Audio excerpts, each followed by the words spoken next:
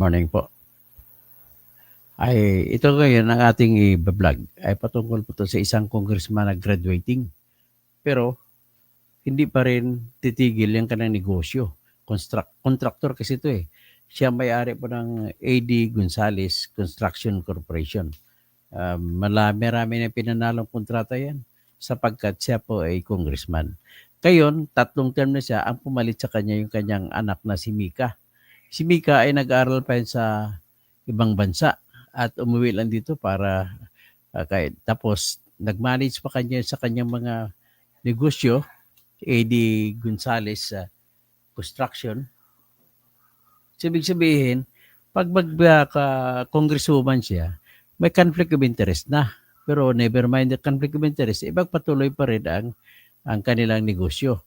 Ang mga negosyo nila, mga flood control projects na sira-sira. Yon, kaya sira-sira ang mangyayari diyan. So, pakinggan niyo ang matindi pa dito, hindi butuhan pa lang, umaga pa lang ng butuhan noong May 12. Alam na ni Dong Gonzales panalo ng anak niya. Abak pa lang ha. Grabe. O pakinggan niyo si Dong Gonzales ng Pampanga. Grabe ito. Wala itong katulad. Talo pang ibang mga congressman ito. So, ito yumaman din sa pamamagitan ni Tambaluslos. Ang daming flood control projects na punta rin sa kanya.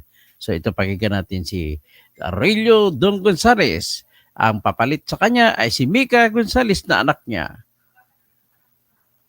Na ganito ho, kalaki ho yung of our province. overwhelming yung numero na nakita ho natin. No? Na-anticipate niyo ho ba na ganito ho, kalaki ho yung lamang nito pong mga minanong po ninyong mahinyo sa buhay? Well,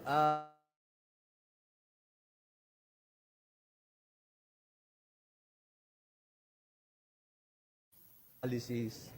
So, 3 years before the election, Pero iyan, patuloy niya, ang iyang mga programa niyan bilang congressman. Tingnan mo sira-sira sa Pampanga River. Every year, ganun na lang paulit-ulit na lang ginagawa mo, Mr. Dong Gonzales. Bakit naman ganun? Wala na ba kayong awa sa pera ng bayan? Napupunta lang sa basura sa inyong bulsa. Siyempre, pag gumawa kayo ng mga proyekto, substandard, yun, lugmok. Dadaanan ng baha ng Pampanga River, lugmok.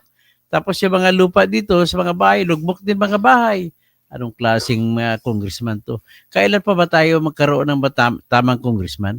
Mga taga-arayat, hindi pa lang kayo natuto? Anong klase mga kabalin ko dyan? Hindi mo lang kayo natuto. Siguro naman kaya nyo naman i-discard yan, mga mga ayuda nila, tanggapin nyo, huwag nyo iboto.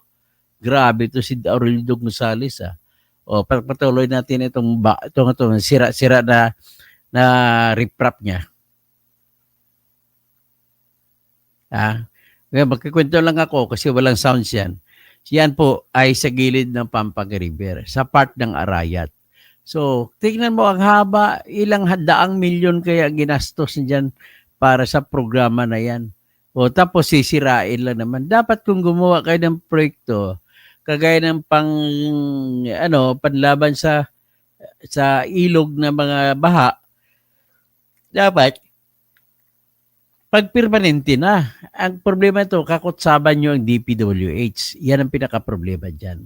So, kailan pa kaya matatapos ito paghihirap ng Pilipinas, ladies and gentlemen? Ito na lang ba ang mangyari sa atin? Wala na ba tayong karapatan na maayos ang ating buhay? Wala na bang karapatan na tayo magkakaroon ng tamang congressman? At bakit kasi ang congressman natin ay nakikialam pa sa pag-implement ng programa? Dapat wala na po kayo pork barrel. Kasi kung wala kayong pork barrel, ang trabaho nyo lang tagagawa ng batas at maghihiring-hiring na lamang kayo ng tinatawag na investigation in aid of legislation. At kung mag-investigate kayo in aid of legislation, siguraduhin nyo naman na mayroon na kayong draft na batas na gagawin na panukala para naman hindi yung maghuhula pa kayo kung anong pang batas gagawin, mag-investigate muna kayo. Tapos, style niyo contempt, kagaya style ni May Paduano. So, ganun ang gagawin niyo. Tingnan mo, ang laki-laki ng damage yan. Ilang daang milyon naman kaya yan, ang uubusin naman yan para ba ayos yan. Diba? Nakakahiya talaga itong ginagawa sa atin ng ating mga politiko. Yan. Magkano naman kaya, ilang daang milyon naman kinita mo nito, Dong Gonzales? Siyempre, style mo yan. Ibang kontraktor ang gumagawa, hindi yung construction firm mo. Pero sa iyo din yan, dami-dami system lang yan eh. Oh, siyempre, ang mangyari nito, paano yan? Ano lang kayo, kamutan lang kayo ng likod ng mga pinida. Yan po mangyari, no? O, Mr. Roberto Ocampo, taga-Arayat, o ano yung magagawa, masasabi mo rito? Ha? Nanong buri mo, ha? Roberto Ocampo. Oh, ayan. So, ano ngayon? Anong gagawin natin ngayon? Abak pa, alam na ang kwan, alam na this. Ha? Grabe naman 'tong congressman na 'to. Expert to sa election cheating. Okay, hanggang diyan lang muna.